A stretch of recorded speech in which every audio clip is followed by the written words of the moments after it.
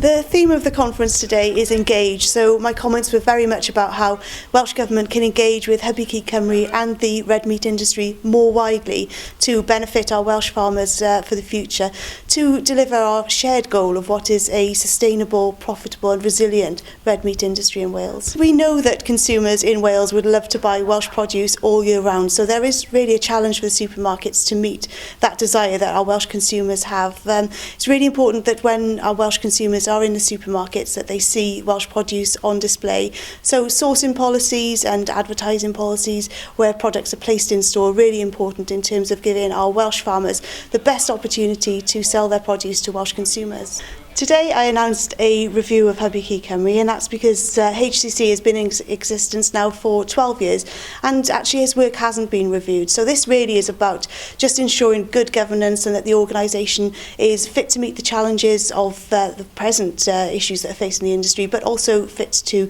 meet those challenges of the future as well, as we all work together in partnership towards that resilient and prosperous future.